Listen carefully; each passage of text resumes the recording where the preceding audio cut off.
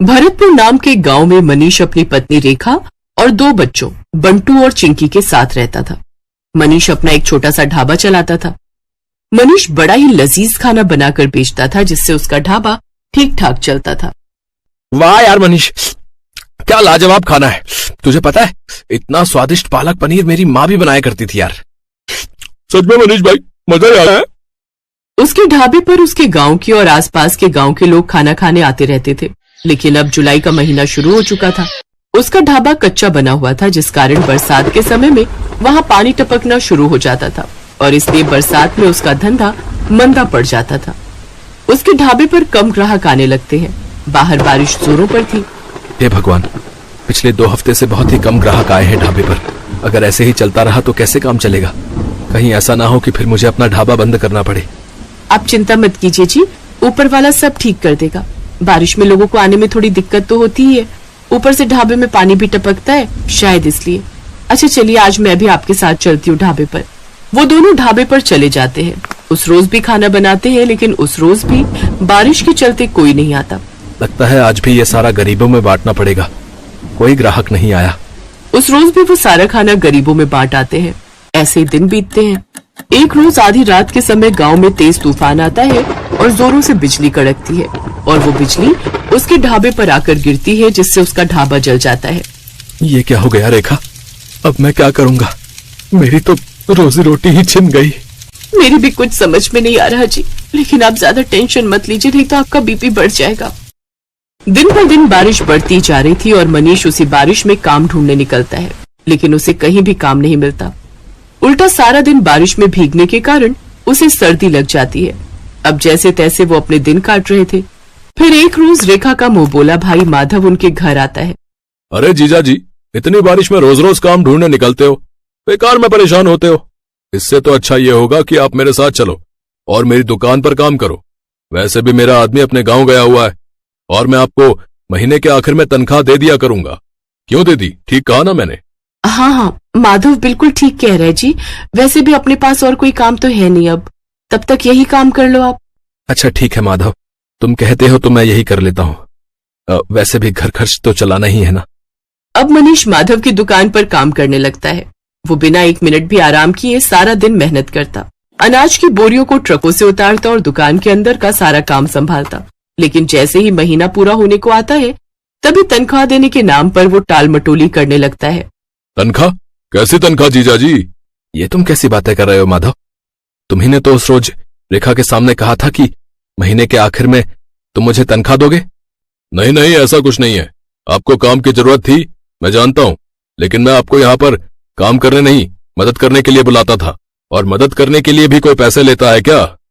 ये तुमने मेरे साथ ठीक नहीं किया माधव, मैं तुम्हें देख लूंगा। अरे जाओ जाओ, बड़े आए मुझे सबक सिखाने वाले।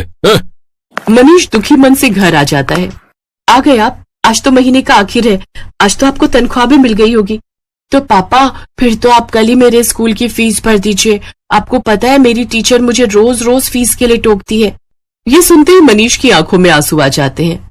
मेरा नसीब न जाने कैसा है रेखा, जो मेरे साथ कुछ भी अच्छा नहीं हो रहा। आप रो क्यों रहे हैं? ठीक से बताइए ना क्या बात है। फिर मनीष उसे सारी बात बताता है। हे राम, वो इतना बड़ा मक्कार निकलेगा मैंने कभी नहीं सोचा था। छी, उसे तो भाई कहते हुए भी शर्म आ रही है मुझे। फिर कुछ दिनों तक जैसे तैसे वो दूसरी जगह नौकरी की तलाश में जाता है। तब जाकर उसे एक बड़ी कोठी में ड्राइवर की नौकरी का काम मिल जाता है, जहां उसे महीने के 10,000 रुपए तनख्वाह के रूप में मिलते हैं। लेकिन उससे वो ड्राइवरी के अलावा अपने घर के काम भी लेते और इसी के सहारे अपना घर खर्च चलाता है।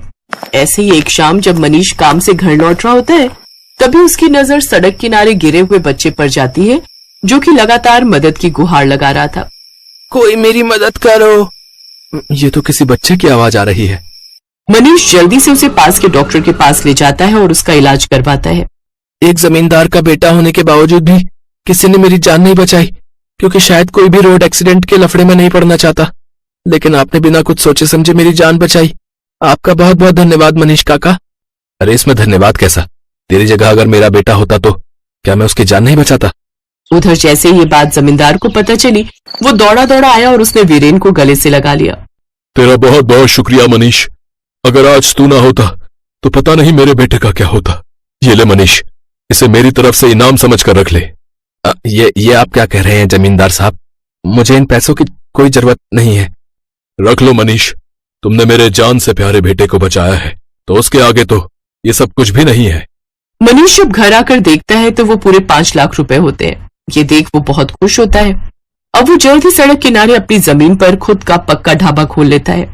सड़क किनारे होने से अब उसकी और भी ज्यादा कमाई होने लगती है। अब बरसात में न तो उसके ढाबे की छत टपकती और न ही ग्राहकों की कमी होती, क्योंकि गाड़ियों में घूमने निकले लोग उसके ढाबे पर ही अपनी गाड़ी रोकते और लजीज लजीज खाना खाकर बारिश के मजे लेते। अब मनीष अपनी पत्नी और बच्चों के साथ खुशी खुशी रहता।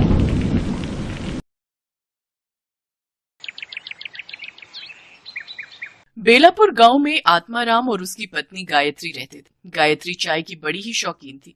जैसे ही बारिश का मौसम आता तब तो वो बस हर वक्त चाय की रट लगाती रहती। उसका पति आत्माराम मेहनत मजदूरी करके कुछ पैसे कमाता था। गायत्री घर संभालती थी, लेकिन वो चाय की इतनी शौकीन थी कि घर में राशन हो ना हो, लेकिन चाय बनाने का हर सामान हर पल उसके घर में रहता था। उसके पति को जब भी मजदूरी मिलती तो वो उसमें से राशन के साथ साथ अपनी चाय पत्ती और चीनी एडवांस में हिलाकर रख लेती। इतना सारा चाय बनाने का सामान फिर ले आई? अरे चाय की दुकान खोलने का इरादा है क्या? वाह मेरे पति देव, क्या आइडिया दिया है। ऐसा क्या कह दिया मैंने? वो तो तुम्हें सुबह ही पता चलेगा। गायत्री के पास एक पुराना टेबल था। अगले दिन सुबह उसने उस टेबल पर चाय की दुकान लगाने का फैसला किया। वो अपने उस टेबल को घर के बाहर ले आई और उस पर चाय बनाने का सामान रख दिया। मॉनसून का समय था, जिससे मौसम काफी सुहाना हो रखा था। चाय ले लो, सिर्फ 5 रुपए में चाय। आओ आओ, इस सुहाने मौसम में चाय का मजा लो। कुछ ही देर में उसके पास चाय पीने के लिए लोग आने लगे। ठंडी ठंडी हवा, मॉनसून का महीना, सुहाना मौसम और ऊपर से अदरक इलायची मसालों वाली चाय। बहन जी, एक कप मुझे भी देना। ऐसे ही देखते सुबह से दोपहर हो गई। आत्माराम गुस्से में बड़बड़ाता हुआ बाहर आया।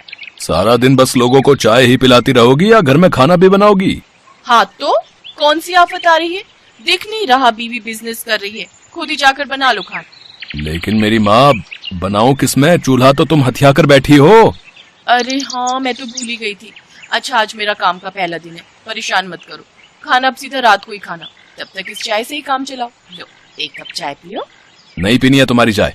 हे भगवान, मैं क्या करूं इस औरत का? काश कि कोई चाय देने वाला पेड़ होता जो सारा दिन बस चाय ही देता रहता। शाम को जब ग्राहक आने बंद हो गए तो गायत्री ने चूल्हा अंदर ले जाकर रख दिया और उसमें खाना बनाने लगी। साथ ही उसने चाय के पतीले में बची हुई थोड़ी सी चाय को अपने घर के आंगन में लगे पेड़ की जड़ों में डाल दिया। सुबह जब गायत्री आंगन में झाड़ू लगा रही थी तो उसकी नजर उस पेड़ पर गई। अरे, एक रात में इस पेड़ पर इतने फल कैसे लग गए? कल रात तक तो इसमें कुछ भी नहीं था। तभी वहाँ आत्माराम भी आ गया। हाँ, इसमें तो बहुत सारे फल लगे हैं, चलो एक तोड़ कर देखते हैं। आत्माराम ने फल तोड़ा तो उस फल में से चाय निकली। इस फल में चाय? भला ये कैसे हो सकता है? हाँ, चाय, क्योंकि मैं एक जादुई पेड़ हूँ। कल तुमने मेरी जड़ में चाय डाली थी, इसलिए अब तुम्हें हर रोज चाय मिलेगी। तुम जितनी चाहो उतनी चाय के फल मुझसे तोड़ सकते हो। वाह, ये तो बहुत ही अच्छा हुआ। अब हम बिना लागत लगाए ही लोगों को मुफ्त की चाय बेचेंगे और खूब मुनाफा कमाएंगे। अच्छा सुनिए जी, ग्राहक आते ही होंगे, तुम जल्दी से इन फलों से चाय निकाल कर केटल में डालो ताकि मैं उन्हें बेच सकूं। उन्होंने जल्दी से केटल में चाय भरी और फिर गायत्री उसे अपने टेबल लगाकर बेचने लगी। गायत्री बहन, आज तुम चाय चूल्हे पे नहीं बना रही? इस केटल में तो ठंडी होगी ना? नहीं भाई साहब, चाय एकदम गर्म है, बस अभी चूल्हे से उतार कर लाई हूँ। इस चाय में बड़ा ही स्वादिष्ट स्वाद है भाई। अब गायत्री के ग्राहक और भी बढ़ गए, क्योंकि जो स्वाद उस पेड़ की चाय का था वैसा स्वाद उन्हें और कहीं नहीं मिला। गायत्री अब खूब मुनाफा कमाने लगी। वो हर रोज सुबह फल तोड़ती और उसमें से चाय निकाल कर लोगों को बेचती। एक रोज ऐसे ही रात को बहुत तेज आंधी तूफान चलने लगे और जोरों की बारिश हुई, जिसमें कि उस पेड़ पर लगे सभी फल टूट कर नीचे गिर गए। ये देख गायत्री बहुत परेशान हो गई और रोते हुए भगवान से प्रार्थना करने लगी। हे भगवान, ये क्या, सारे फल तो नीचे गिर गए। अब मैं अपने ग्राहकों को मुफ्त की चाय कैसे बेचूंगी? सोचा था अब हमारे अच्छे दिन आएंगे, अब हम कुछ बचत कर पाएंगे, लेकिन लगता है हमें फिर से दिहाड़ी मजदूरी करके जीवन काटना होगा। इसके बाद गायत्री उदास होकर दरवाजे पर ही बैठ गई और उसकी वहीं आंख लग गई। लेकिन अगली सुबह जब उसकी आंख खुली तो उसने देखा कि वो पेड़ फिर से पूरी तरह चाय के फलों से भरा पड़ा है। ये चमत्कार देख गायत्री और आत्माराम बहुत खुश हुए। फिर बारिश के मौसम में भी गायत्री तिरपाल लगाकर चाय बेचने लगी। अब तो भरी बारिश में भी लोग उनके यहाँ चाय का स्वाद चखने जरूर आते। उन्हें उस पेड़ की चाय की लत जो लग गई थी। आत्माराम ने भी अब मजदूरी छोड़ दी और वो भी अब अपनी पत्नी का हाथ बटाने लगा। उन्हें अब बिना लागत के चाय बेचकर खूब मुनाफा होने लगा और अब उनकी गरीबी के दिन दूर होते गए।